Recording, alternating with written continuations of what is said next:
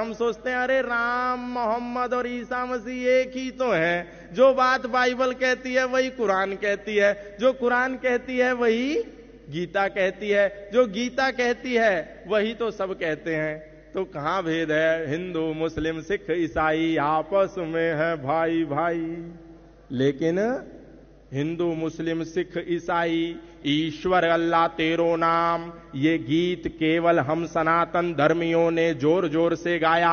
ये गीत केवल राम के मानने वालों ने अपने राम मंदिर में सुबह और शाम सुनाया। लेकिन ईश्वर अल्लाह तेरो नाम, ये गीत आपको कभी भी किसी भी देश और विदेश और विश्व की मस्जिद से सुनने में नहीं आया। ये गीत आपको कभी मदरसे में किसी मौलाना और मुल्ला मौलवी ने नहीं गुनगुनाया। केवल हम गुनगुनाते हैं, केवल हम एकता की बात करते हैं, केवल हम सौहार्द की बात करते हैं, क्योंकि हमारे मनों में एक इंजेक्शन ठोक दिया गया है कि जो सनातन धर्म सर्वे भवन्तु सुखिनः सर्वे सन्तु निरामया सर्वे भद्राणि पश्यन्तु मां कश्चित् दुःख भाग् भवेत्, सभी सुखी हो सभी निरोगी सब पर बरसे ईश्वर की कृपा। हम सनातन धर्मी ये मानते हैं, तो शायद इस्लाम भी यही मानता होगा और इसी का पैगाम सुबह और शाम मस्जिदों से 5 बार अजान में देता होगा। इसीलिए हमारे बहुत सारे कथावाचक कहते हैं अरे जब हमारे मुल्ला जी अपनी नमाज कर रहे हो तो कोई बात नहीं, अपने हनुमान चालीसा की थोड़ी सी वॉल्यूम डाउन कर लेना। यदि मुल्ला जी नमाज कर रहे हो, अजान दे रहे हो और मस्जिद से हुंकार भर रहे हो तो कोई बात नहीं, हम अपनी भागवत कथा को थोड़ा विराम दे दें और उनका सम्मान करें। क्योंकि हमें लगता है कि सनातन धर्म कहता है संगच्छध्वम संवदध्वम संवो मनांसि जानताम देवा भागम यथा पूर्वे संजानानाम उपासते। सब लोग प्रेम से रहें, सब लोग मिलकर रहें, सब लोग एकता में रहें, सब लोग संयुक्त होकर के रहें, सब लोग अपनत्व के साथ रहें, सब लोग ममत्व के साथ रहें। तो शायद इस्लाम भी ऐसा कहता होगा। हम लोग सोचते हैं क्योंकि सनातन धर्म का उद्घोष है, क्योंकि राम का उद्घोष है, क्योंकि राम राज्य का उद्घोष है, इंद्रम वर्धन्तु अप्तुरहा पागनन्तो रावणा कृण्वन्तो विश्वमार्यम, अपने भीतर की बुराइयों को निकालते हुए अच्छाइयों को बढ़ाते हुए इस संसार को आर्य बनाओ, मेक दिस यूनिवर्स नोबल। शायद यही इस्लाम भी कहता होगा, शायद यही बाइबल भी कहती होगी, शायद यही मोहम्मद साहब का पैगाम होगा, शायद यही ईसा मसीह की बात होगी। और इसी कंफ्यूजन में हम लोग भटक जाते हैं और भ्रमित हो जाते हैं और उनके चाकुओं की, उनके तलवारों की भेंट चढ़ जाते हैं।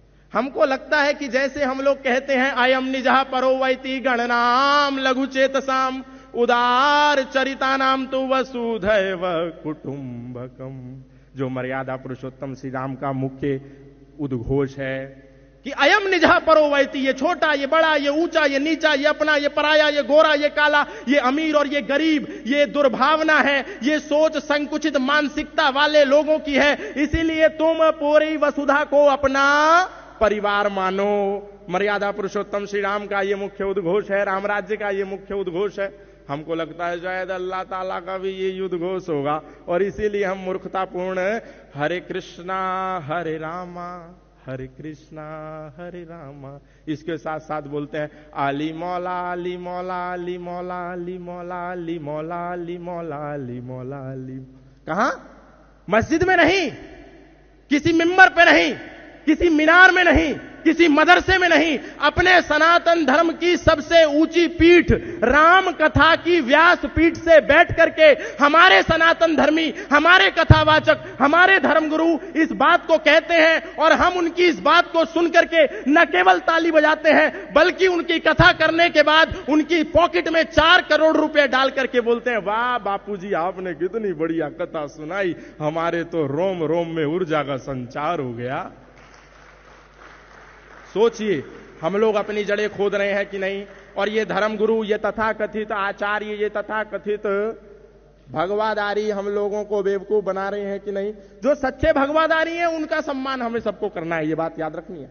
लेकिन जो नकली है, जो फर्जी है, हमको भ्रमित करने का कार्य कर रहे हैं, उस पर सावधान होना है। अच्छा, इन लोगों के असत्य बताने के कारण हम लोग राम राज्य, किंगडम ऑफ इस्लाम और किंगडम ऑफ गॉड को एक ही समझते हैं, इस्लामिक स्टेट को भी वही समझते हैं और वही समझते हैं।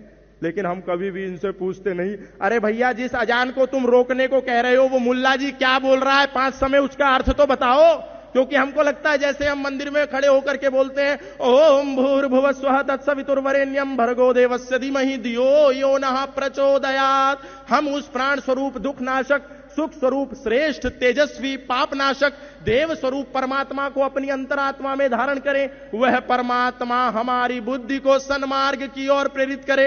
मे almighty illuminate our intellect towards the righteous path. शायद मुल्ला जी जो 5 समय बोल रहे हैं उसका भी यही अर्थ होगा कि हे मोहम्मद साहब, हे अल्लाह ताला, हम सब सुखी से रहे, हम सब एक रहे, हम सब मिलके रहे।